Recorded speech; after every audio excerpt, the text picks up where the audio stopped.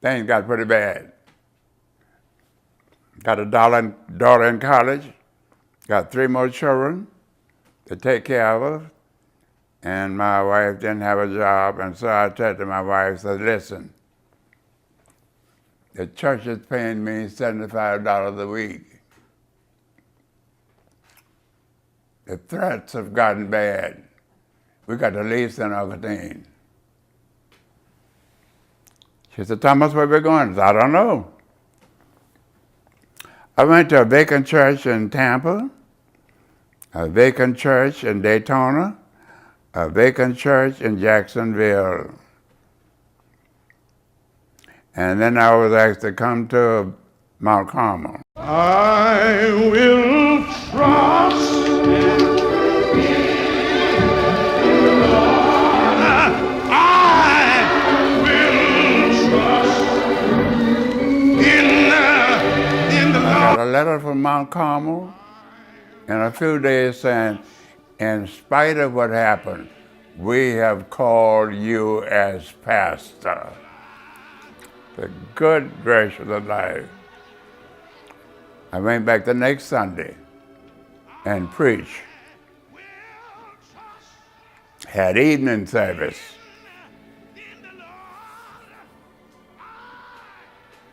Got ready to go back to St. Augustine. A Deacon Mickle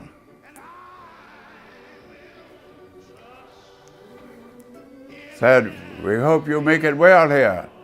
I said, my wife needs a job. He said, yeah, we've been talking about that. Come go with me. I went with him to a Mr. L.M. Jackson, who was the principal of Duval Elementary School. And Deacon Mickle said to L.M. Jackson, this is our new pastor. His wife needs a job. She's a school teacher. He said, yeah, I heard about it. Tell your wife to come to work in the morning. I said, what? Tell your wife to report for work in the morning. I said, good gracious alive. Went back to St. Augustine that night. My wife said to me, she said, Thomas, how did it go?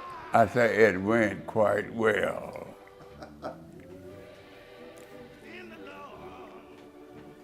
We stood up and talked until about 2 o'clock in the morning. And then finally I said, listen,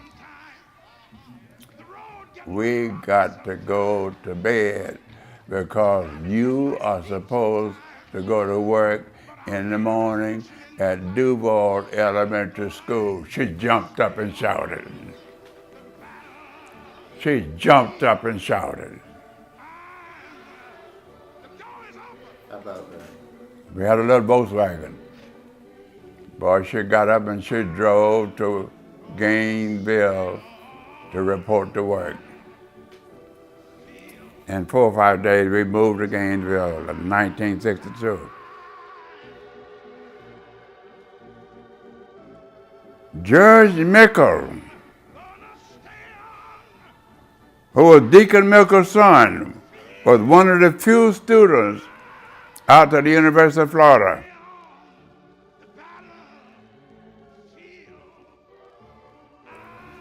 And during the banquet, he said to me, he said, Reverend Wright? I said, yes. Every problem you faced in St. Augustine, we got them here in Mobilside. You cannot afford to be neutral. I said, let me tell you what. I have just been delivered from Hades. I am not going to be bothered with no civil rights. Not right now. He said, Reverend Wright, you can't do that. I said, don't tell me I can't do that. I was invited to an NAACP meeting.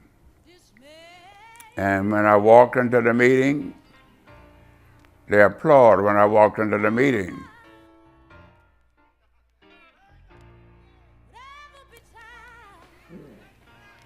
And they finally said, Reverend Wright, we want you to be the president of the NAACP. He said, no, I'm not going to be no president of no NAACP. At 2 o'clock in the morning, I said to them, I will be the president 6 months until you can find somebody. That 6 months turned out to be 18 years.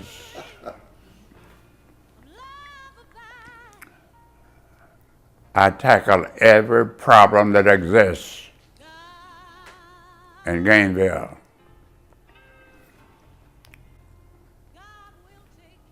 I ran for city commission. The first time I put recreation in the limelight. Integrated recreation. I lost. Some faculty members at the University of Florida, some students said, how about running next year? Okay, I'll run next year. Put low-income housing as the main issue. There were shacks all over Gainesville, owned by absentee landlords. And they were charging high rent for those shacks. And I said, this is a sin before the living God for these people to be living like they're living. I lost again. There was no housing authority. I lost again. I went to church one morning and I went into the little office and I said, Lord, something needs to be done.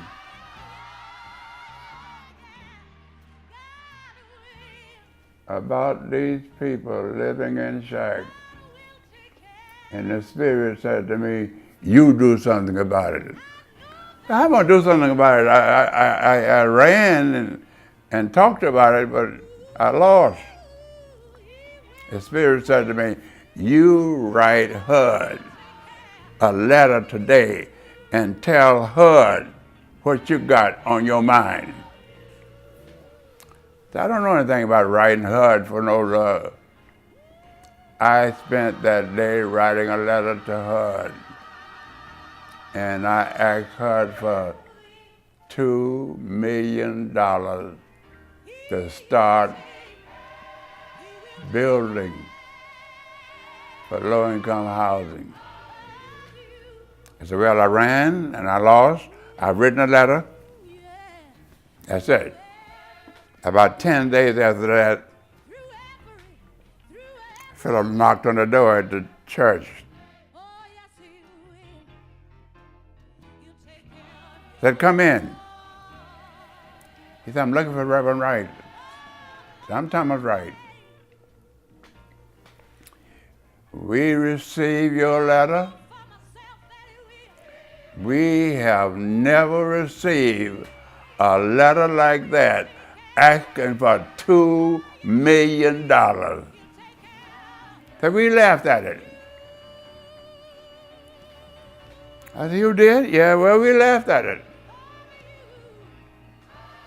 He said, but you know what, Reverend Wright? What? It was approved. I said, what? I don't care how much you laughed about it. Since it's been approved, that's all I'm concerned about.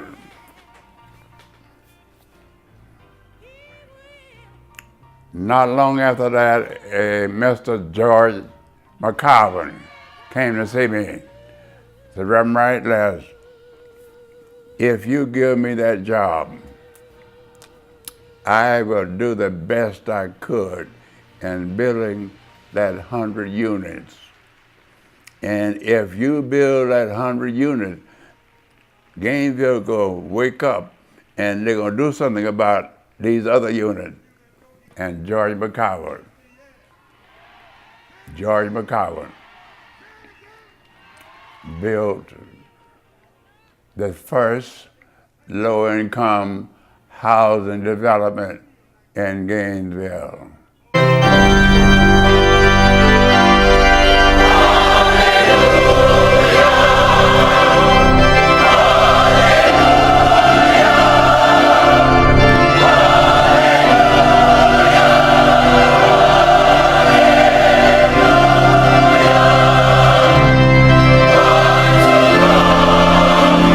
It's a bit different now than it was when I was here in 1964.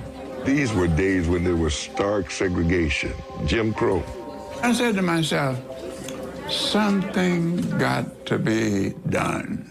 We needed to integrate the public school system. I'm reading from the United States District Court, the official papers that brought about integration of the school system of Alachua County, Florida. My dad probably knocked on 500 doors of parents trying to persuade them to allow their kids to go to the all-white school. And the parents said, it's too dangerous. And something said to me, you got 2 children in the school system. Use one of your own children. I decided to go to the all-white school. The FBI came to the house, said, Reverend Wright, this is the most dangerous thing that you can do. Are you exactly sure that you want to do this? I said, yes. When I first came in the class, I sat in that seat. Everybody in the entire class got up, went to the other side of the room, and the teacher asked, why are you standing? And one of the students says, I would rather stand than to sit by a nigger. There was not a day I didn't get spit on. There was not a day I didn't get cursed. This particular day, I went up to this young man to tell him a message from my father. He said, nigga, I don't know you. And he threw me down, and all of the other 5 boys proceeded to really whip me. They beat me. I mean, they kicked me. They did all sorts of things. And when the bell rang, there was not one person that stopped. Everybody saw me on the ground. And they just left me there.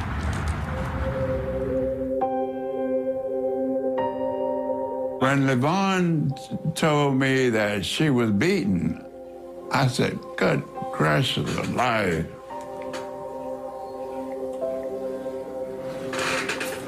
I said, LaVon, you want to stop? I have stitches in my head from here all the way in the back, from where I was beaten and cut. And I told Dad, I said, Dad, I can't go back. I think I stayed home about a week. And then I got up and I told Dad to take me back to school. I said, you know what? They're just going to have to kill me because I cannot let them win. And that's what I'm talking about, her steely resolve. She made the decision that she was going back. And it was a horrible year, but she finished as the first African-American to graduate from Alachua County Schools, Gainesville, Florida.